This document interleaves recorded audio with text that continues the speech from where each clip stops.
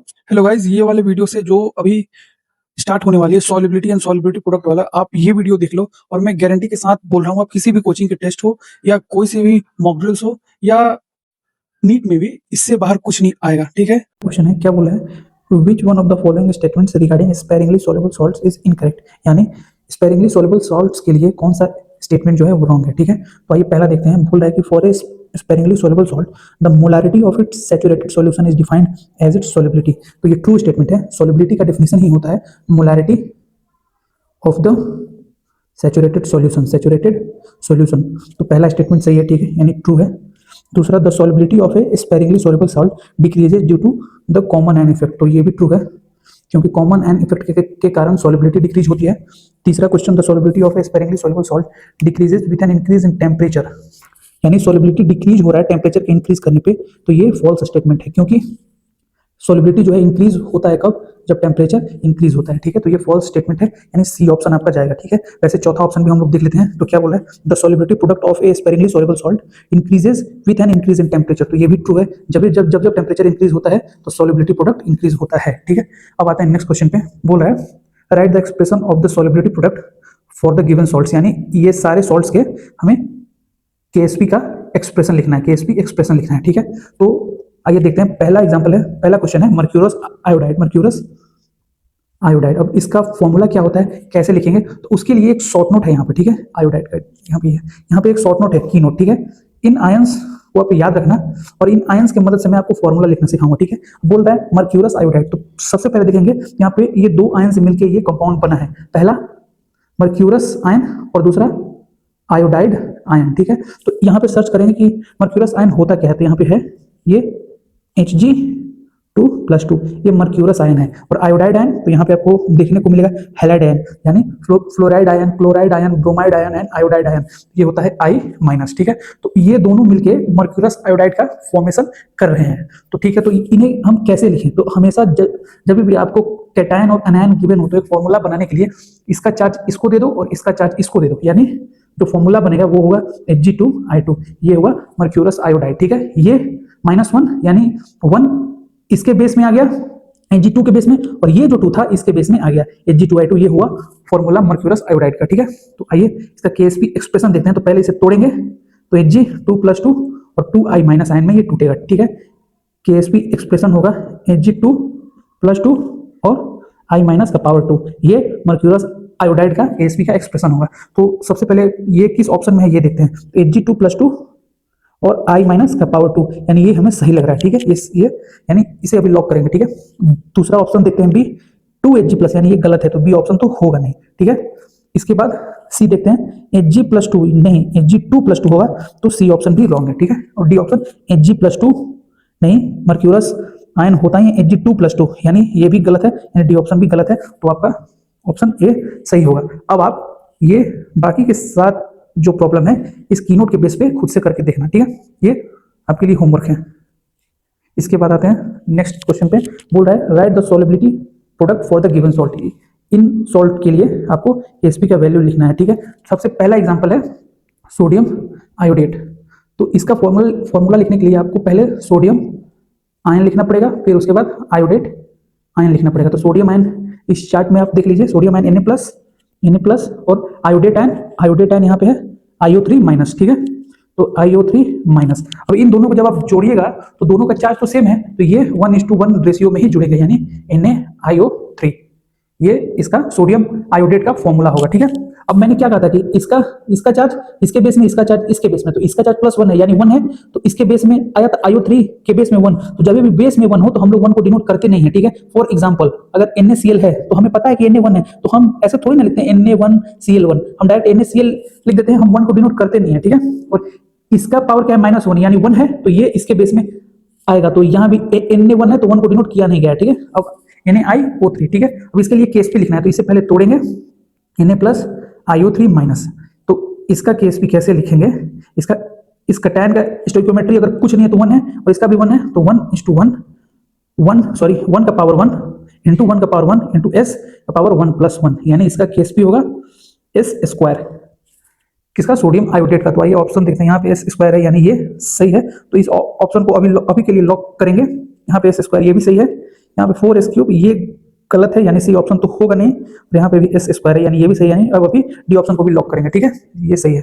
अब दूसरे ऑप्शन पे आते हैं, cupric chlorate, cupric chlorate, cupric chlorate, ये मिलकर बना है क्यूप्रिक आयन, आयन से, क्यूप्रिक आयन और क्लोरेट आयन से, क्लोरेट आयन से। तो क्यूप्रिक आयन का फॉर्मूला क्या होता है, क्यूप्रिक आयन यहाँ पे है Cu+2, Cu+2, और क्लोरेट आयन का फॉर्मूला क्या होता है ClO3-, ठीक है। अब इसका बेस यहाँ पे, सॉरी, इसका पावर इसके बेस में और इसका पावर इसके बेस में, ठीक है। तो जो फॉर्मूला होगा वो होगा ClO3 ट्वाइस, ये हो जाएगा फॉर्मूला किसका, क्यूप्रिक क्लोरेट का, ठीक है। अब इसे आप आयंस में जब तोड़ोगे तो Cu+2 टू ClO3 माइनस में ये टूटेगा, ठीक है। अब जब आप इसका Ksp का वैल्यू लिखोगे तो इसका स्टोइकोमेट्री 1 और इसका स्टोइकोमेट्री 2, यानी 1 का पावर 1 इंटू 2 का पावर 2 इंटू s का पावर 1+2, यानी Ksp का वैल्यू होगा 4s क्यूब। तो आइए देखते हैं किस ऑप्शन में है 4s क्यूब, इसमें है, इसमें है, ये तो ऑप्शन गलत है ही और इसमें भी है, यानी अभी और आगे हमें देखना पड़ेगा, ठीक है। तो इसे रब कर देते हैं अभी। आइए तीसरा ऑप्शन देखते हैं, बेरियम क्रोमेट, बेरियम क्रोमेट। तो ये मिल के बना है बेरियम आयन से और क्रोमेट आयन से। तो बेरियम आयन होता है, इस चार्ट में अगर आप देखिएगा तो बेरियम आयन Ba+2, तो Ba+2 इसे यहाँ पे रब कर देते हैं, Ba+2। और यहाँ पे अगर क्रोमेट आयन देखिएगा आप तो क्रोमेट आयन है CrO4-2, CrO4-2, इसका पावर इसके बेस में, इसका पावर इसके बेस में, यानी Ba2 CrO4-2, ठीक है। अब दोनों बेस सेम है, वहां पे मैंने क्या कहा था, एक को तो डिनोट करते नहीं है, और अगर एक के अलावा अगर दोनों बेस सेम हुआ तो हम दोनों को नेग्लेक्ट कर देते हैं। जैसे अगर आप इसको सिंपलेस्ट रेशियो में कन्वर्ट करना चाहें तो Ba2 CrO4-2 तो डिवाइडेड बाय 2 ये 1 1 आ गया, और 1 को हम डिनोट तो करते नहीं है, तो ये होगा Ba CrO4, ठीक है। जब इसे तोड़ेंगे तो Ba+2 CrO4-2, इसके लिए Ksp अगर वैल्यू लिखेंगे तो इसका स्टोइकोमेट्रिक कोफिशिएंट 1 और इसका भी 1, तो 1 का पावर 1 इंटू 1 का पावर 1 इंटू s का पावर 1+1, ठीक है। तो Ksp का वैल्यू होगा s²। अब देखते हैं तीसरे के लिए s², इसमें नहीं है यानी a तो हट गया, ठीक है। इसमें s² है यानी b को अभी लॉक किए हैं, यहाँ पे भी s² है, यानी ये अब b और d का आपस में लड़ाई है। अब देखते हैं चौथा क्वेश्चन क्या है, इसे पहले रब कर देते हैं। चौथा देखते हैं, चौथा क्या है, फेरिक हाइड्रोक्साइड, फेरिक हाइड्रोक्साइड। अब फेरिक आयन और हाइड्रोक्साइड आयन से ये मिलकर बना है सॉल्ट। तो फेरिक आयन क्या होता है, Fe+3 और हाइड्रोक्साइड आयन OH-, ठीक है। यहाँ पे लिखा है फेरिक आयन यहाँ पे लिखा है Fe+3 और हाइड्रोक्साइड आयन OH-, ठीक है।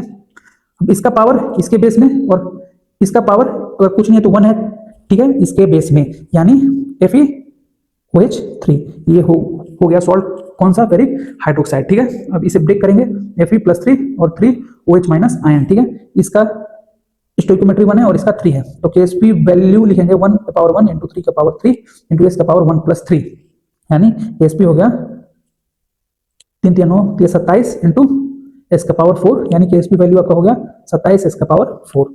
यानी अब देखते हैं चौथा ऑप्शन में ये है 27 s का पावर 4, यानी ये सही है, और डी में 4s क्यूब है, यानी ये गलत है, यानी डी भी गलत, सी भी गलत और ए भी गलत, और बी ऑप्शन आपका सही जाएगा। और जो रिमेनिंग 4 क्वेश्चंस हैं आप घर पे करना ट्राई, ये होमवर्क है, ठीक है।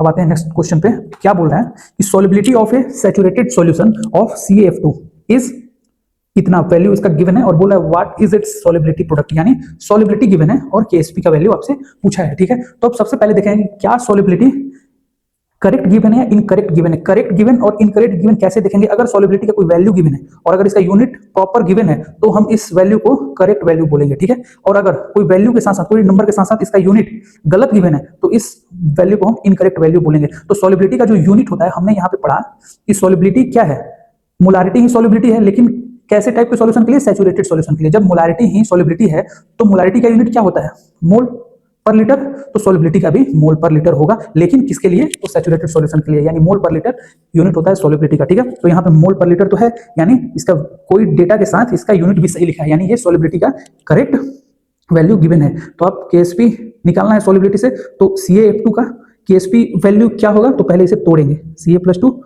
और 2F- आयन, ठीक है। यानी इसका स्टोइकोमेट्री 1 है तो Ksp वैल्यू हो गया 1 का पावर 1 2 का पावर 2 इंटू s का पावर 1+2, यानी Ksp हो गया 4s क्यूब, और यहाँ पे सॉल्युबिलिटी गिवन है, तो 4 इंटू 2 इंटू 10⁻⁻4 का पावर 3 यानी KSP होगा 4 इंटू यहाँ पे 2 का पावर क्यूब यानी 2 दूनी 4 दूनी 8 और यहाँ पे 10⁻⁻4 का क्यूब होता है 10⁻12 यानी जो वैल्यू होगा 32 इंटू 10⁻12 ये होगा KSP वैल्यू किसके लिए, CaF2 के लिए, ठीक है। तो ये होगा 4 यानी डी ऑप्शन, ठीक है। अब देखते हैं नेक्स्ट क्वेश्चन। ये बोल रहा है कि सॉल्युबिलिटी ऑफ CaCO3 इतना है, तो value of its solubility product, यानी यहाँ पे सॉल्युबिलिटी गिवन है और KSP पूछा है। अब देखें कि सॉल्युबिलिटी जो गिवन है वो उसका करेक्ट वैल्यू है या इनकरेक्ट उसका वैल्यू है। अगर सॉल्युबिलिटी का डेटा के साथ यूनिट अगर सही है यानी मोल पर लीटर वाला यूनिट है तो वो वैल्यू करेक्ट है, और अगर डेटा के साथ यूनिट गलत है तो वो इनकरेक्ट वैल्यू है, ठीक है। तो यहाँ पे जो यूनिट है वो है ग्राम पर लीटर, लेकिन यूनिट होता क्या है सॉल्युबिलिटी का, मोल पर लीटर, यानी ये इनकरेक्ट वाले कैटेगरी में लाइक कर रहा है, यानी ये इनकरेक्ट वैल्यू गिवन है। यहाँ पे जो था वो मोल पर लीटर था, ये करेक्ट वैल्यू था। तो हमने डायरेक्ट KSP का फॉर्मूला पुट करके यहाँ पे जब सॉल्युबिलिटी सही था ही तो डायरेक्ट सॉल्युबिलिटी को पुट करके तुरंत KSP निकाल दिया, ठीक है। लेकिन यहाँ पे पहले KSP के वैल्यू को करेक्ट करना होगा, ठीक है। तो सॉल्युबिलिटी है 5 इंटू 10⁻⁻4 ग्राम पर लीटर। हमें यहाँ पे मोल चाहिए तो ग्राम को मोल में कन्वर्ट करने के लिए मॉलिक्यूलर वेट से डिवाइड करते हैं। तो सॉल्युबिलिटी का फॉर्मूला होगा 10⁻⁻4 gram molecular weight into litre, ठीक है। ये अब यहाँ पे ग्राम और को डिवाइड किया है मॉलिक्यूलर वेट से, तब जाके ये मोल में कन्वर्ट हुआ है।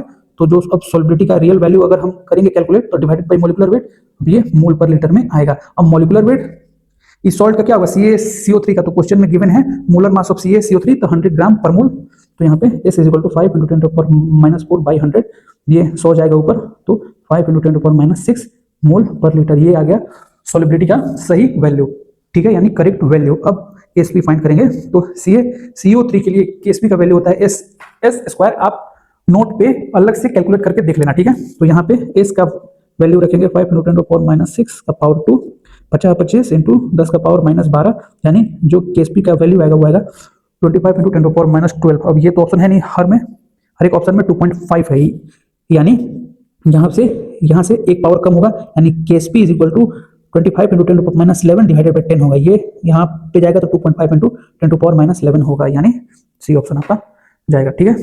अब देखेंगे तीसरा क्वेश्चन। तीसरा क्वेश्चन में बोल रहा है कि यहाँ पे PbCl2 के लिए सॉल्युबिलिटी गिवन है और PbCl2 के लिए KSP का वैल्यू हमें पूछा है, यानी सॉल्युबिलिटी गिवन है और KSP पूछा है। तो सबसे पहले देखेंगे कि जो सॉल्युबिलिटी का वैल्यू गिवन है विथ यूनिट, क्या वो सही वैल्यू है कि नहीं, या उसके यूनिट में कुछ लफड़ा है। तो यहाँ पे देखेंगे तो इसका यूनिट में लफड़ा है। सॉल्युबिलिटी का यूनिट होता है मोल पर लीटर, लेकिन यहाँ पे ग्राम पर ml में गिवन है, ठीक है। तो पहले हम सॉल्युबिलिटी का सही वैल्यू निकालेंगे। तो सॉल्युबिलिटी का गिवन है 2.78 इंटू 10⁻⁵, यह ग्राम पर ml। तो आपको पता है कि ग्राम को मोल में कन्वर्ट करने के लिए मोलर मास से डिवाइड करते हैं और ml को वॉल्यूम में कन्वर्ट करने के लिए, यानी वॉल्यूम इन लीटर में कन्वर्ट करने के लिए 1000 से डिवाइड करते हैं। तो ये आएगा 2.78 इंटू 10⁻⁵, ये 1000 जाएगा ऊपर और ये मोलर मास आ जाएगा नीचे, यानी 1000 बाई मोलर मास, ठीक है। तो ये आ जाएगा मोल पर लीटर में। अब इसे करेंगे कैलकुलेट 2.78 इंटू 10⁻⁵ इंटू 1000 और बाई मोलर मास कितना होता है PbCl2 का, तो गिवन है 278। यहाँ से 2 जीरो आएगा, ठीक है। ये 2 जीरो से 2 जीरो जाएगा, ये 278 से 278 जाएगा और ये यहाँ पे 10 है और यहाँ पे 10⁻⁵ है, तो एक पावर से एक पावर चला जाएगा, यानी सॉल्युबिलिटी का 10⁻⁴ वैल्यू होगा ये मोल पर लीटर में। अब डायरेक्ट हम लोग KSP फाइंड कर लेंगे। तो PbCl2 का KSP वैल्यू होता है 4s³ और यहाँ पे 4 इंटू S का वैल्यू है गिवन, तो यहाँ पे क्यूब, तो KSP का वैल्यू होगा 4 इंटू 10⁻⁻12। यहाँ पर सी ऑप्शन चला जाएगा, ठीक है। अब देखते हैं नेक्स्ट क्वेश्चन। इसमें क्या बोल रहा है कि तो AgCl के लिए सॉल्युबिलिटी का वैल्यू गिवन है और KSP का वैल्यू पूछ रहा है। अब आप सोचोगे कि सर 3-4 सवाल आप सेमी टाइप के करा रहे हो, तो नहीं, सेम टाइप का नहीं है। आप देखो यहाँ पे यूनिट ग्राम पर 100 ml, यहाँ पे यूनिट ग्राम पर ml, यहाँ पे ग्राम पर लीटर, और ये डायरेक्ट क्वेश्चन था मोल पर लीटर वाला। तो मैं आपको इसलिए करा रहा हूँ कि आपके इस वीडियो के थ्रू सॉल्युबिलिटी का हर एक वेरिएशन का क्वेश्चन आप कर लो, ठीक है। आपको इससे बाहर सॉल्युबिलिटी का एक भी क्वेश्चन किसी भी इंस्टीट्यूट के टेस्ट में या नीट के पेपर में आपको देखने के लिए नहीं मिलेगा, ठीक है। तो यहाँ पे सॉल्युबिलिटी गिवन है और KSP पूछा है, तो देखेंगे कि सॉल्युबिलिटी जो गिवन है क्या वो उसका सही वैल्यू है, क्या उसके यूनिट से छेड़खानी की गई है या नहीं की गई है, ठीक है। तो यहाँ पे यूनिट है ग्राम पर 100 ml, यानी इसके यूनिट से छेड़खानी की हुई है क्योंकि इसका यूनिट होता है मोल पर लीटर, तो ठीक है। तो पहले सॉल्युबिलिटी का हम रियल वैल्यू फाइंड करेंगे। तो यहाँ पे सॉल्युबिलिटी का जो वैल्यू है गिवन वो है 1.43 इंटू 10⁻⁴ ग्राम पर 100 ml। तो ml को लीटर में कन्वर्ट करने के लिए 1000 से करते हैं डिवाइड और ग्राम को मोल में कन्वर्ट करने के लिए मोलर मास से करते हैं डिवाइड, ठीक है। तो होगा solubility equal to 1.43 into 10 to power -4, ये चला जाएगा ऊपर और ये आ जाएगा नीचे, तो 1000 बाई मोलर मास, ठीक है। तो इसका मोलर मास यहाँ पे गिवन है 143, तो 143 लिख देंगे, और ये यहाँ पे 100 आ जाएगा, पॉइंट हटने के बाद यहाँ से 143 गायब, 2 जीरो से 2 जीरो गायब, और ये 1 से पावर 1 गायब हो जाएगा, यानी सॉल्युबिलिटी जो इसका असली वैल्यू, जो रियल और करेक्ट यूनिट के साथ जो वैल्यू होगा वो होगा 10⁻³ मोल पर लीटर। अब यहाँ पे फाइंड करना है KSP। तो AgCl का जो KSP होता है वो होता है S², ठीक है, S²। कहीं मैंने कैलकुलेशन में गलती तो नहीं की है, यहाँ पे 1.43 इंटू 10⁻⁴, यहाँ पे 100, अच्छा ये वाला 100 मैंने कैलकुलेट नहीं किया है, ठीक है। तो एक बार फिर से मैं देख लेता हूँ, यहाँ पे S is equal to 1.43 into 10⁻⁴ into 1000 by, यहाँ पे आएगा मोलर मास यानी 143, और उसके बाद ये 100 भी आएगा यहाँ पे, ठीक है, यानी 2 जीरो से 2 जीरो गायब, यहाँ पे पॉइंट उड़ेगा तो 100 आएगा, 143 से 143 गायब, 1 जीरो से 1 जीरो गायब, और ये ऊपर जाएगा तो फॉर्म करेगा 10⁻⁻⁵, यानी सॉल्युबिलिटी का जो रियल वैल्यू होगा 10⁻⁻⁵ मोल पर लीटर होगा। मैं ये वाला 100 भूल गया था, ठीक है। तो अब यहाँ पे KSP फाइंड करेंगे, तो AgCl के लिए जो KSP का वैल्यू होता है वो होता है S², तो KSP इज इक्वल टू 10⁻⁻⁵ का स्क्वायर, तो KSP का वैल्यू होगा 10⁻⁻10, ठीक है। तो देखेंगे ऑप्शन, तो यहाँ पे C ऑप्शन है, 1 इंटू 10⁻10, ठीक है। अब आते हैं नेक्स्ट क्वेश्चन पे। तो ये क्या बोल रहा है कि 22.2 milligram of CaCl2 dissolved in 200 ml of its saturated solution determine its solubility product, यानी यहाँ पे solubility, इससे पहले वाले क्वेश्चन में solubility गिवन था, गलत या सही लेकिन गिवन था, और KSP पूछा था। यहाँ पे solubility भी नहीं गिवन है, आपको solubility कैलकुलेट करना है एक पर्टिकुलर डेटा से, ठीक है, तब आपको KSP हमें कैलकुलेट करना है, ठीक है। अब आइए देखते हैं। तो solubility होता है मोलारिटी के बराबर, ठीक है। तो मोलारिटी का फॉर्मूला क्या होता है, moles of solute by volume of solution in litre, लेकिन ये हम यहाँ पे सॉल्युबिलिटी कैलकुलेट कर रहे हैं, तो ये किस टाइप का सॉल्यूशन है, volume of saturated solution in litre, ठीक है।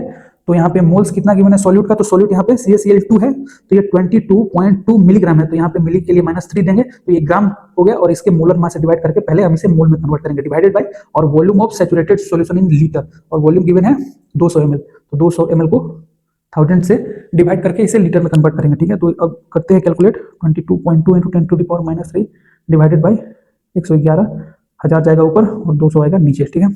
2 जीरो से 2 जीरो, ये एक जब पॉइंट उड़ेगा तो यहाँ पे एक जीरो आएगा, और ये 1 जीरो से 1 जीरो, ये जाएगा 2 टाइम्स, यहाँ से 2 से 2 गायब, यहाँ पे सॉल्युबिलिटी आएगा 10⁻³ मोल पर लीटर, ठीक है। लेकिन हमें सॉल्युबिलिटी तो फाइंड करना नहीं है, अब सॉल्युबिलिटी से हमें KSP फाइंड करना है।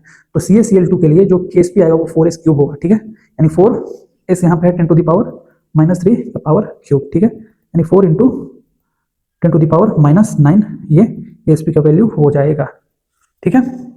अब आते हैं नेक्स्ट क्वेश्चन पे, इसे रब कर देते हैं यहाँ पे। अब आते हैं नेक्स्ट क्वेश्चन पे। नेक्स्ट क्वेश्चन क्या बोल रहा है कि if the concentration of chromate ion in A saturated solution of silver chromate is इतना, तो what will be the solubility product of silver chromate, यानी ये बोल रहा है कि आपके जो आपका सॉल्यूशन है, सैचुरेटेड सॉल्यूशन है, उसमें क्रोमेट आयन का कंसंट्रेशन जो है वो गिवन है 2 इंटू 10⁻⁴ मोल पर लीटर। अब यहाँ पे बोल रहा है कि KSP का, इसके कंसंट्रेशन के हेल्प से आप इस सॉल्ट का KSP निकालिए। तो हम पहले देखते थे कि सॉल्युबिलिटी गिवन था तो KSP निकालना था, उसके बाद देखें कि सॉल्युबिलिटी गिवन नहीं है लेकिन कोई डेटा गिवन है जिससे हम सॉल्युबिलिटी फाइंड कर सकते हैं, और तब हमें उससे KSP निकालना है। तो यहाँ पे भी एक डेटा गिवन है, इससे पहले सॉल्युबिलिटी निकालेंगे और इसके बाद इससे KSP निकालेंगे, ठीक है। तो मेन जो कैच है वो यहीं पे है, ये वाले पे। तो आप देखो, मैं आपको एक शॉर्ट ट्रिक यहाँ पे बता रहा हूँ कि आप देखो कि जिस भी आयन का कंसंट्रेशन गिवन है, अगर वो आयन का कंसंट्रेशन होता है, concentration of that ion is equal to NS। N क्या है, सॉल्यूशन में वो आयन सॉल्ट के तोड़ने पे वो जिसका कंसंट्रेशन गिवन है वो आयन कितना प्रोड्यूस हो रहा है।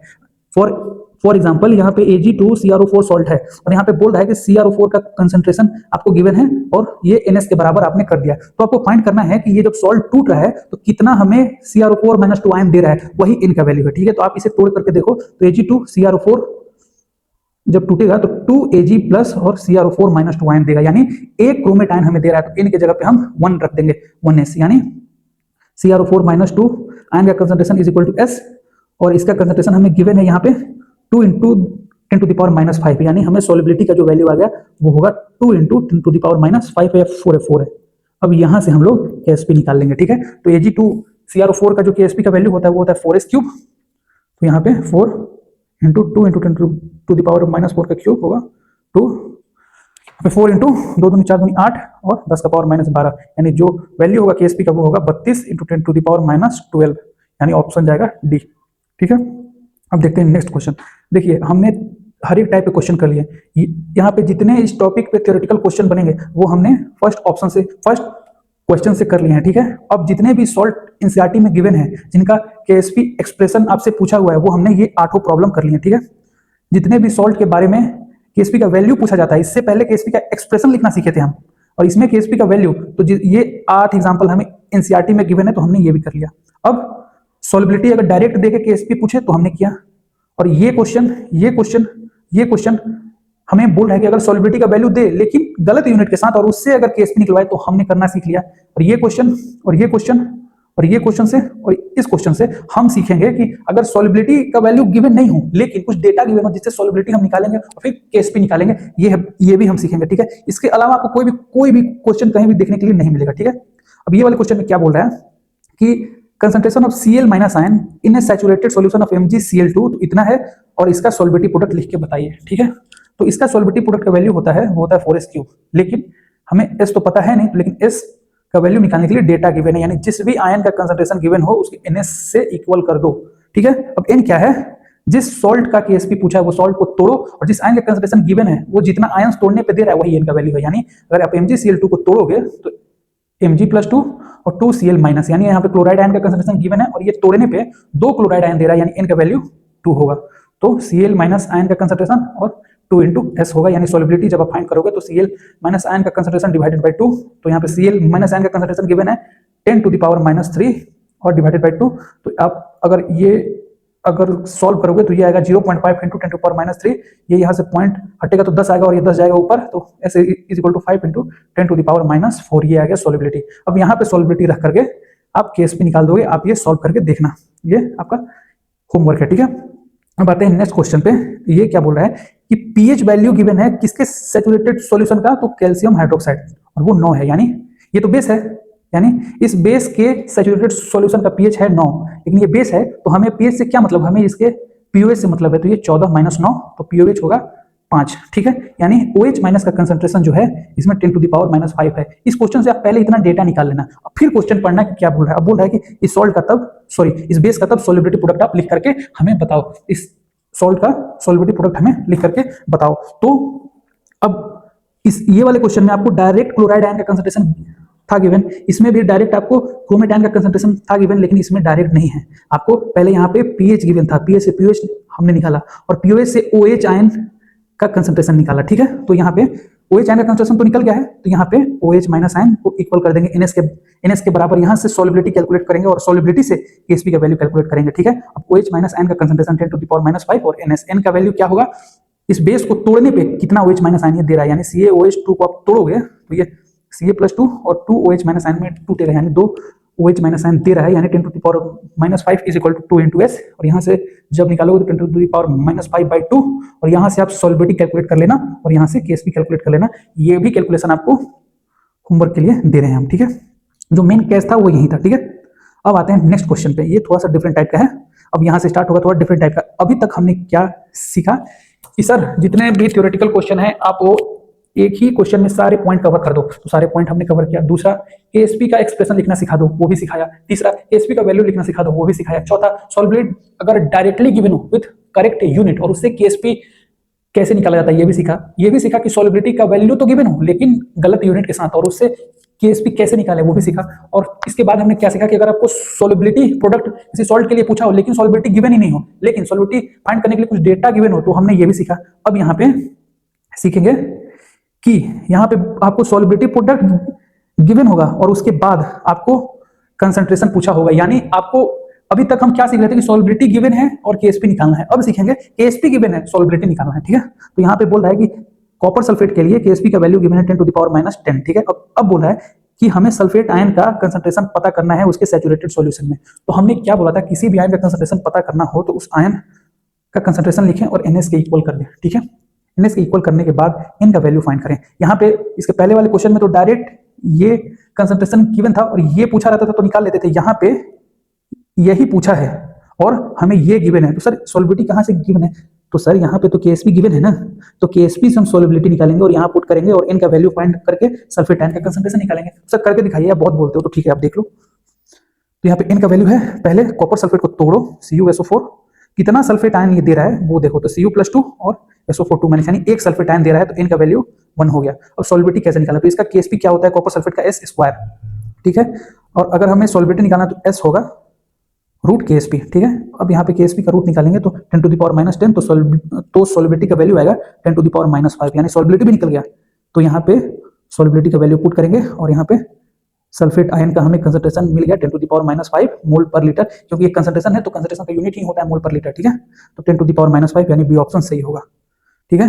अब आप नेक्स्ट क्वेश्चन देखो, सेम ही कॉन्सेप्ट है लेकिन थोड़ा सा एक्स्ट्रा उसमें भी कैच है यार, देखो और सीखो, ठीक है। अब आप देखते हैं यहाँ पे क्या बोल रहा है कि CF2 का सॉल्युबिलिटी प्रोडक्ट गिवन है और किसका कंसंट्रेशन पूछ रहा है, फ्लोराइड आयन का। यहाँ पे भी सेम था, लेकिन यहाँ पे जो सॉल्ट था वो 1:1 रेशियो वाला था, यानी नंबर ऑफ कैटायन और नंबर ऑफ अनायन के बीच का रेशियो 1:1 था। क्यों, जब ये टूट रहा था तो एक ही कॉपर प्लस दे रहा था और एक ही सल्फेट आयन दे रहा था, तो आपके लिए आसान था। लेकिन यहाँ पे ये 1:2 वाला सॉल्ट है, यानी ये जब टूटेगा तो एक Ca+2 आयन देगा और 2 फ्लोराइड आयन देगा, ठीक है, यानी 1:2 वाला ये सॉल्ट है। तो हमें फ्लोराइड आयन का कंसंट्रेशन पूछा, यानी F- आयन का NS के बराबर, n जब ये टूटने पे कितना दे रहा है, यानी n होगा 2 × S। अब सॉल्युबिलिटी फाइंड करना है तो KSP से फाइंड करेंगे, तो CaF2 का जो KSP वैल्यू होगा वो होगा 4s³ और यहाँ पे S³ = KSP/4, तो KSP है 5 × 10⁻⁻13/4, ठीक है। अब यहाँ पे S³ है, तो इसे जब कैलकुलेट करेंगे तो एक सेकंड हम भी फोन पे इससे कैलकुलेट कर ले रहे हैं। पहले तो 5/4 करेंगे, 5/4 तो ये आएगा 1.25 × 10⁻⁻13, ठीक है। ये जाएगा तो यहाँ पे नीचे आएगा 100, ये 100 जाएगा ऊपर, तो यहाँ पे आ जाएगा 15 और ये 125 और S होगा 125 × 10⁻⁻15 का पावर 1/3, ठीक है। तो जब इसे कैलकुलेट करेंगे तो 125 का क्यूब रूट होता है 5 और 10⁻⁻15 का क्यूब रूट होता है 10⁻⁻5, ठीक है। तो सॉल्युबिलिटी का वैल्यू आ गया यहाँ पे 5 × 10⁻�5। अब यहाँ पे हम पुट करके फ्लोराइड आयन का कंसंट्रेशन निकालेंगे, यानी F- आयन का कंसंट्रेशन 2 × S 2 × 5 × 10⁻⁵, यहाँ पे आ जाएगा 10 × 10⁻⁵, यहाँ पे 10 से एक पावर चला जाएगा, यानी 10⁻⁻4 हो जाएगा फ्लोराइड आयन का कंसंट्रेशन, यानी ऑप्शन ए, ठीक है। अब ये वाला क्वेश्चन देखो, एक मिनट ये रब कर लेते हैं। ये वाला क्वेश्चन जो है बोल रहा है कि सॉल्युबिलिटी प्रोडक्ट BaOH2 का गिवन है और इसके सॉल्यूशन का pH हमसे पूछ रहा है। तो सबसे पहले ये बेस है तो हमें इसके pOH से मतलब है, यानी OH- आयन के कंसंट्रेशन से मतलब है, यानी pH नहीं, हमें pOH चाहिए और pOH से OH- आयन का कंसंट्रेशन हम निकालेंगे, ठीक है। लेकिन हमें यहाँ पे pH बोल रहा है तो हमें रिवर्स गियर में जाना पड़ेगा, यानी हमें पहले OH- आयन का कंसंट्रेशन निकालना पड़ेगा, फिर इससे pOH निकालना पड़ेगा और ये pH पूछा ही है तो यहाँ से pH निकालना पड़ेगा, ठीक है। तो हमें फोकस पहले ये वाले आयन पे करना है। तो जिस भी आयन का कंसंट्रेशन गिवन यदि आपसे पूछा हो वो आयन का कंसंट्रेशन = NS कर दो, ठीक है। अब n क्या है, ये बेस टूटने पे कितना OH- आयन देगा, तो ये जब टूटेगा तो 2 OH- आयन देगा, तो यहाँ पे 2 × S। अब सॉल्युबिलिटी कहाँ से फाइंड करें, तो KSP तो गिवन है ना सर, तो BaOH ट्वाइस का जो KSP वैल्यू होगा वो 4H³ होगा, ठीक है। अब यहाँ से आप सॉल्युबिलिटी निकालना, सॉल्युबिलिटी यहाँ पे पुट करना और यहाँ से OH- आयन का कंसंट्रेशन पुट करना, तो यहाँ से pOH निकालना और pOH से फिर pH निकालना। मैं करा ही देता हूँ, छोड़ो। 4s³ = KSP, तो S³ = KSP/4, तो यहाँ पे KSP है 4 × 10⁻⁻15/4, 4 से 4 गया, यहाँ पे S³ = 10⁻⁻15 और S = 10⁻⁻15 का क्यूब रूट और यहाँ पे आएगा 10⁻⁻5। सॉल्युबिलिटी आ गया, तो यहाँ पे सॉल्युबिलिटी पुट करेंगे 2 × 10⁻⁻5 और 2 × यही था ना, 2 × 10⁻⁻5, हाँ -10⁻⁻5 ही था, तो 2 × 10⁻⁻5 ये OH- आयन का कंसंट्रेशन आ गया। अब हमें इसे pOH निकालना है, ठीक है। तो pOH होता है -log OH- आयन और ऐसे का हम log आपको कैलकुलेट करना सिखा दिया है। तो यहाँ पे pOH = माइनस, यहाँ पे log 2 × 10⁻⁻5, ठीक है। तो यहाँ पे आएगा pOH = -log 2 plus log 10⁻⁻5, pOH = minus log 2 होगा 0.3 plus -5 into log 10, pOH = -0.3 plus यहाँ पे होगा -5, ठीक है। तो यहाँ पे pOH होगा -0.3 प्लस -5 और pOH यहाँ से आएगा -4.7, ठीक है, और pOH फिर आ जाएगा आपका 4.7। अब यहाँ से आप pH निकालना, तो 14 - 4.7 जब आप निकालोगे तो वो आएगा 9.3, ये ऑप्शन होगा। एक यहाँ पे मैं आपको कैलकुलेशन हैक देने वाला हूँ कि यहाँ पे था OH माइनस आयन का कंसंट्रेशन था 2 × 10⁻⁵, ठीक है, और आपसे pOH पूछा था। तो ये आप कैसे कैलकुलेट करोगे? pOH is equal to -log 2 × 10⁻⁵। जब भी आपको log x × 10⁻⁻y का वैल्यू कैलकुलेट करना हो तो इसका वैल्यू होता है log x minus y. log x × 10⁻⁻y का वैल्यू कैलकुलेट करना हो तो इसका वैल्यू होता है log x × y। तो यहाँ पे भी हमें क्या कैलकुलेट करना था? 2 × 10⁻⁵। क्या ये यही फॉर्मेट है? x × 10⁻⁻y यही वाला फॉर्मेट है। तो इसका वैल्यू निकालने के लिए हम अगर log 2 × 10⁻⁵ का वैल्यू निकालने के लिए हम डायरेक्ट कर देंगे log 2 - 5 का जो वैल्यू होगा वही इसका वैल्यू होगा। log 2 का वैल्यू होता है 0.3 और ये होगा -5। तो ये आएगा 5 और -0.3 तो ये आ जाएगा -4.7। तो हमें पता है कि यहाँ पे आगे -log 2 × 10⁻⁵ होता है, तो हमने इसका वैल्यू तो निकाल लिया और एक इससे माइनस मल्टीप्लाई करेंगे तो ये 4.7 आ जाएगा, ठीक है। अब आते हैं नेक्स्ट क्वेश्चन पे। ये बोल रहा है अब यहाँ तक आपका जितना भी वेरिएशन था वो हमने सारा करा दिया। अब यहाँ पे 2-3 क्वेश्चन है जो डायरेक्ट आपको मैंने जो देखा है जेई के पीवाईक्यू में आ रखे हैं वो अब मैं आपको कराऊंगा, ये भी आप ट्राई करके देखना, ठीक है। ये क्वेश्चन क्या बोल रहा है कि दो सॉल्ट है, दोनों का सॉल्वेटिव प्रोडक्ट गिवन है और बोल रहा है कि इनके मोलारिटी का रेशियो पता है, लेकिन मोलारिटी किसके लिए? इनके सैचुरेटेड सॉल्यूशन के लिए। तो इसका मतलब बोल रहा है कि इन दोनों के सॉल्युबिलिटी का हमें रेशियो बताएं। तो केएसपी से सॉल्युबिलिटी निकालना हमने आपको सिखा दिया है, तो आप सॉल्युबिलिटी निकालिएगा और वैल्यू फाइंड कर लीजिएगा। Solubility of Ag2SO4 by solubility of AgBr, ठीक है, और जो वैल्यू आएगा आप ऑप्शन से मैच कर लीजिएगा। तो ये होमवर्क हुआ आपके लिए। अब नेक्स्ट क्वेश्चन पे क्या बोल रहा है? The solubility of calcium carbonate given है इतना, find the volume of saturated solution required to dissolve इतना ग्राम ऑफ कैल्शियम कार्बोनेट, यानी सॉल्युबिलिटी गिवन है और वॉल्यूम पूछ रहा है। तो सॉल्युबिलिटी का फॉर्मूला क्या होता है? ये मोलारिटी के बराबर होता है, लेकिन मोलारिटी सैचुरेटेड सॉल्यूशन का यानी moles of solute by volume of saturated solution in litre, ये होता है सॉल्युबिलिटी का फॉर्मूला। तो सॉल्युबिलिटी गिवन है, वॉल्यूम पूछा है, वो भी सारे ऑप्शन लीटर में ही है, तो ये वाला पूछा है। और आपको मोल्स कैलकुलेट करने के लिए ये डेटा गिवन है 2 ग्राम, यानी 2 इसे मोल में कन्वर्ट करने के लिए इसके मोलर मास से डिवाइड करेंगे तो यहाँ पे मोलर मास है 100, तो 2 × 10⁻⁻2 ये मोल निकल गया। ये आपसे पूछा है और ये गिवन है, यानी आप आसानी से कैलकुलेट करके निकाल लीजिएगा। तो शायद ऑप्शन सी आएगा, ठीक है, ये भी होमवर्क है, आप देख लीजिएगा। अब ये वाले क्वेश्चन पे जब भी आपको 4 सॉल्ट गिवन होंगे और उसके केएसपी वैल्यू गिवन होंगे और आपसे पूछेगा कि मैक्सिमम सॉल्युबिलिटी किस सॉल्ट का होगा, तो आप सबसे पहले देखिएगा क्या चारों सॉल्ट सेम टाइप के हैं। सेम टाइप के क्या होते हैं सर? क्या उनके नंबर ऑफ कैटायन और नंबर ऑफ एनायन का रेशियो सेम है? तो यहाँ पे देखिएगा AgS, PbSO4, ZnS और AgCl, यानी ये जब टूटेगा तो Hg+2 और S-2 में ये Pb+2 और सल्फेट आयन में ये Zn+2 और सल्फाइड आयन में और ये Ag+ और क्लोराइड आयन में, यानी एक कटायन एक अनायन, एक कटायन एक अनायन, एक कटायन एक अनायन, एक कटायन एक अनायन, यानी सारे सॉल्ट 1:1 रेशियो वाले हैं, यानी सारे सेम टाइप के हैं। तो इनके लिए जब सॉल्युबिलिटी आपको कंपेयर करने के लिए पूछा जाए तो मेथड 1 होगा कि आपको केएसपी गिवन है तो इसके लिए केएसपी होगा S के पावर 2 यानी S², और यहाँ से आप चारों के लिए सॉल्युबिलिटी कैलकुलेट कर करके आप कंपेयर कर ले, तो ये थोड़ा टाइम टेकिंग है, ठीक है। तो आप ये तो कर सकते हैं प्रॉपर मेथड से। जो दूसरा मेथड है वो है डायरेक्ट, अगर सॉल्ट सेम टाइप के हुए तो जिसका केएसपी ज्यादा होगा उसके लिए सॉल्युबिलिटी भी ज्यादा होगा। तो आप देख लीजिए सारे सेम टाइप के हैं तो केएसपी किसके लिए ज्यादा है? यहाँ पे -53 है, -7 है, -15 है, -14 है, यानी लेड सल्फेट के लिए सबसे ज्यादा है, तो इसी का सॉल्युबिलिटी सबसे ज्यादा होगा। तो आपके मन में क्वेश्चन आएगा सर कुछ ऐसा भी क्वेश्चन करा दीजिए जिसमें सारे सॉल्ट सेम टाइप के ना हो। तो देखो ये the correct order of their solubilities, यहाँ पे एक सॉल्ट है AB, हाइपोथेटिकल सॉल्ट है ये A2B और AB3। अगर कोई सॉल्ट AXBY टाइप का है तो इसे कैसे तोड़ेंगे?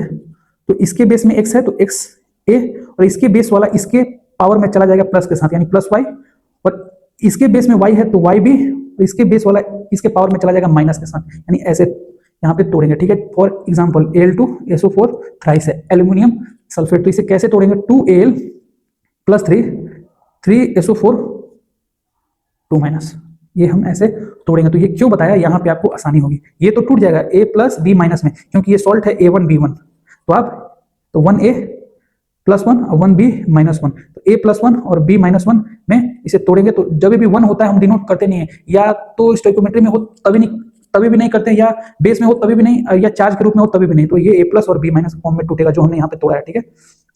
और ये A2B, तो ये 2A+ और B - 2 के फॉर्म में यहाँ पे टूटेगा, और ये A + 3 और 3B - के फॉर्म में टूटेगा, ठीक है।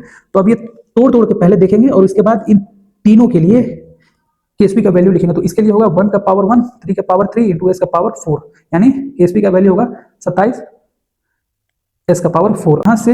यहाँ से एक सेकेंड, यहाँ से सोलिबिलिटी का वैल्यू निकालेंगे और हम लोग कंपेयर कर देंगे चारों सॉल्ट में। तो आप ये आपके लिए अभी ये होमवर्क, वो अब यहाँ से आप Ksp का वैल्यू से सोलिबिलिटी निकाल लीजिएगा और यहाँ से चारों सॉल्ट का सोलिबिलिटी निकाल करके ऑर्डर कंपेयर कर लीजिएगा, ठीक है। अब यहाँ पे Ksp के थ्रू सोलिबिलिटी निकाल के कंपेयर करने के लिए इसलिए बोल रहे हैं क्योंकि ये सारे सॉल्ट सेम टाइप के नहीं है। पहले वाले सॉल्ट में एक कटायन एक अनायन, दूसरे वाले में दो कटायन एक अनायन और तीसरे वाले में एक कटायन तीन अनायन, यानी ये इनका सॉल्ट टाइप डिफरेंट है, तो हमें प्रॉपर मेथड से ही जाना होगा।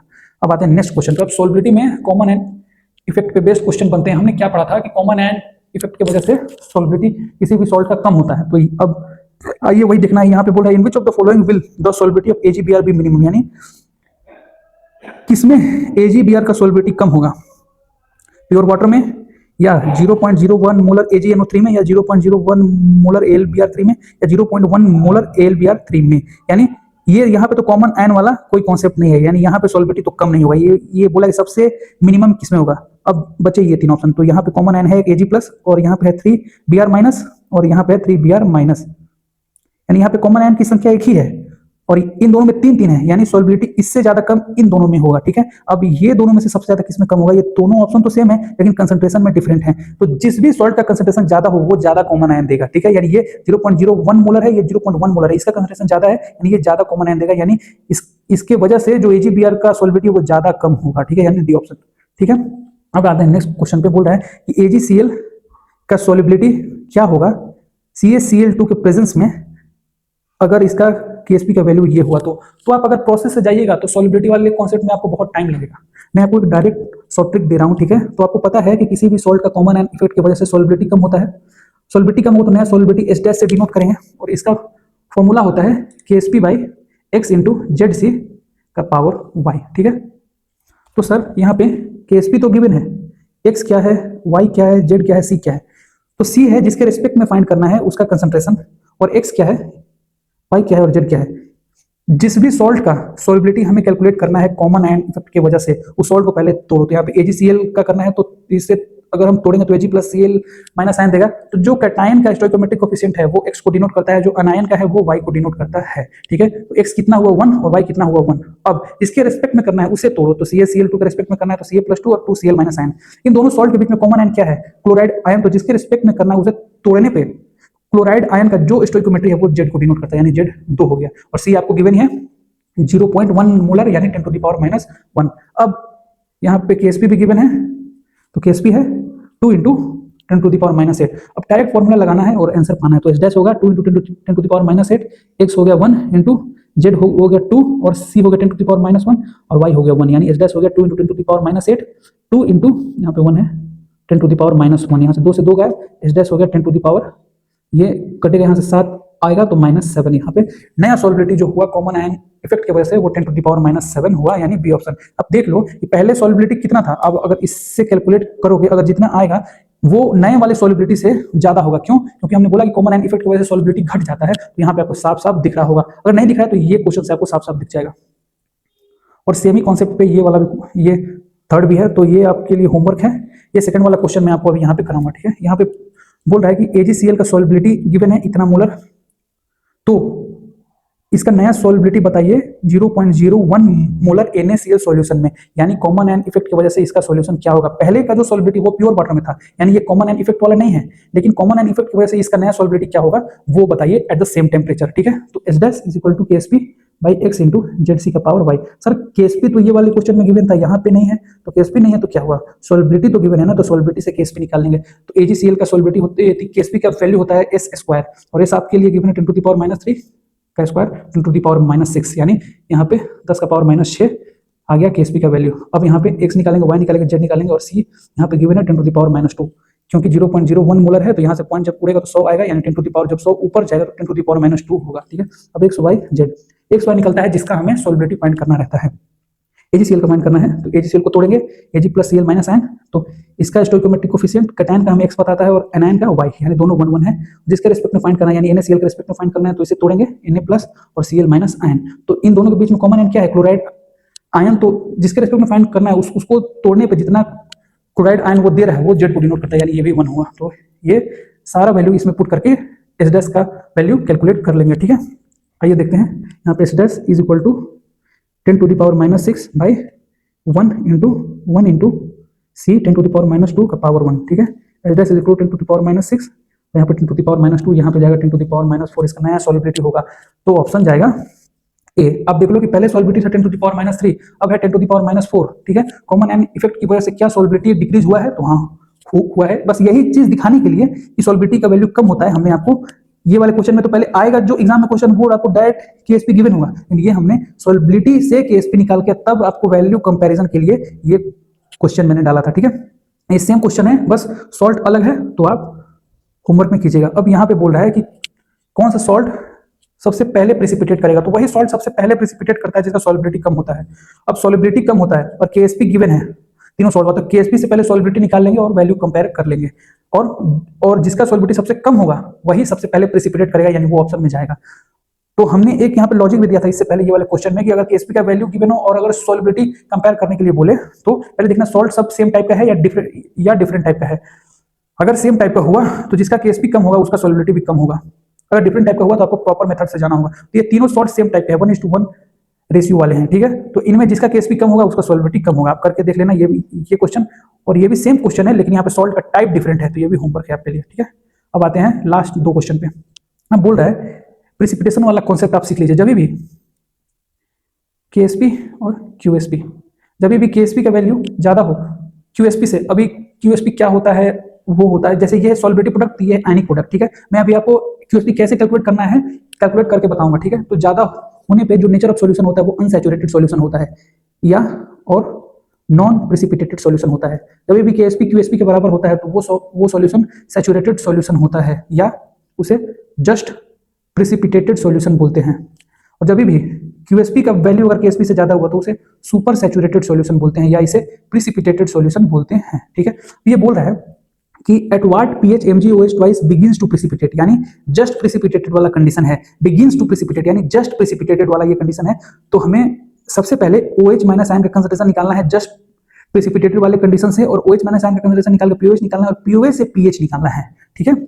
और जो ऑप्शन में होगा वो pH टिक कर देना है क्योंकि ये पूछा भी pH है। तो सबसे पहले देखते हैं कि जस्ट प्रेसिपिटेटेड वाला कंडीशन क्या है, KSP इक्वल टू QSP, ठीक है। तो इसके लिए KSP गिवन है यहाँ पे 10⁻11 और QSP का वैल्यू अगर सपोज AgCl सॉल्ट है तो इसका अगर QSP करना है कैलकुलेट तो Ag प्लस आयन का concentration into Cl minus ion का कंसंट्रेशन पुट कर देंगे तो QSP निकल जाएगा। फॉर एग्जांपल अगर AlCl3 का निकालना है तो QSP is equal to Al plus 3 और Cl माइनस 3 का पावर, अगर यहाँ पे Al प्लस 3 आयन का कंसंट्रेशन और Cl माइनस आयन का कंसंट्रेशन पुट कर देंगे तो इस सॉल्ट के लिए QSP निकल जाएगा, ठीक है।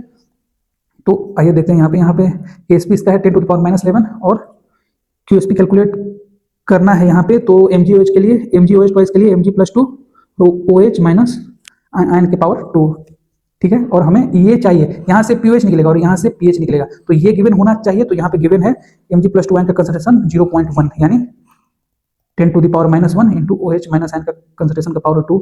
ये यहाँ पे 10⁻1 है, तो ये जब यहाँ पे नीचे जाएगा तो OH माइनस आयन का पावर 2 10⁻11 डिवाइडेड 10⁻1 यहाँ पे 10 आएगा, यानी OH माइनस आयन का कंसंट्रेशन का पावर 2 इज इक्वल टू 10�10 और यहाँ पे OH माइनस आयन का कंसंट्रेशन आएगा 10⁻5, यानी यहाँ से POH निकल के जो आएगा वो 5 और pH जो निकल के आएगा वो 9 होगा, यानी ऑप्शन ए। अब ये वाले केस में देखते हैं, तब कर देते हैं। यहाँ पे बोला what will happen if pH of ये सॉल्ट यानी magnesium nitrate salt is adjusted to 9, यानी इसका जो pH है वो 9 पे हमने एडजस्ट कर दिया है, तो सॉल्यूशन का नेचर क्या होगा, ठीक है। तो पहले हम इसका KSP गिवन है, तो सॉल्यूशन के नेचर के लिए हमें KSP का वैल्यू और QSP का वैल्यू भी चाहिए। तो KSP का तो गिवन है, तो पहले QSP निकालेंगे और तब ये 3 पॉइंट से हम डिसाइड करेंगे कि सॉल्यूशन का नेचर क्या होगा। तो QSP जब निकालेंगे तो Mg प्लस 2 और NO3 माइनस ट्वाइस, यहाँ पे QSP कैलकुलेट करते हैं तो Mg प्लस 2 आयन हमें कहाँ से मिलेगा, यहाँ से मिलेगा, ये गिवन है। यानी ये Mg NO3 ट्वाइस पर टूटेगा तो एक Mg प्लस 2 देगा, 2 नाइट्रेट आयन देगा, ठीक है। तो हमें नाइट्रेट आयन से काम ही नहीं है क्योंकि हमें यहाँ पे MgOH ट्वाइस का पता करना है QSP, क्योंकि इसी के लिए KSP गिवन है, ठीक है। ये बस हिंट के लिए दिया था कि आपको कितना Mg प्लस 2 आयन लेना है। यहाँ पे डायरेक्ट Mg प्लस 2 आयन दे दिया था, लेकिन यहाँ पे हिंट एक दिया था, ठीक है। यहाँ पे OH माइनस आयन का पावर 2, ठीक है। तो यहाँ से ये 0.01 मोलर मैग्नीशियम नाइट्रेट का सॉल्यूशन है, तो ये जो देगा वो 1 Mg+2 आयन देगा, यानी 0.01 मोलर ही Mg+2 आयन देगा, यानी 10⁻² मोलर Mg+2 आयन देगा। तो यहाँ पे Mg+2 आयन होगा 10⁻², और यहाँ पे OH माइनस आयन का कंसंट्रेशन क्या होगा, क्योंकि हमें फाइंड तो करना है QSP, तो pH है 9, pOH होगा 5, तो OH माइनस आयन का कंसंट्रेशन होगा 10⁻5 एंड 10⁻5 पावर 2, तो QSP हो जाएगा 10⁻² इंटू 10⁻10, तो QSP होगा 10⁻, यहाँ पे 12, और यहाँ पे KSP भी क्या है, यहाँ पे कुछ मैं गलत कर रहा हूँ क्या, यहाँ पे सॉरी, यहाँ पे है 0.001, यानी ये होगा 10⁻³ मोलर, ठीक है। तो यहाँ पे होगा 10⁻, ये तो होगा 10⁻5 ही, यहाँ पे 10⁻³ होगा, यानी 10⁻³ इंटू 10⁻10, यहाँ पे होगा 10⁻13, ठीक है। QSP का वैल्यू, लेकिन KSP है 10⁻12, यानी KSP ज्यादा है, तो जब भी KSP ज्यादा होता है तो nature of solution unsaturated solution होता है, ठीक है। तो यहाँ पे अनसैचुरेटेड सॉल्यूशन या नॉन प्रेसिपिटेटेड सॉल्यूशन होता है, यानी सॉल्यूशन में प्रेसिपिटेट नहीं होता, यानी प्रेसिपिटेशन विल नॉट अकर, ठीक है। अब यही लास्ट क्वेश्चन था, आप जहां से क्वेश्चन मिले सॉल्युबिलिटी का क्वेश्चन कीजिए, आपको कोई भी प्रॉब्लम नहीं होगा। Okay, thank you.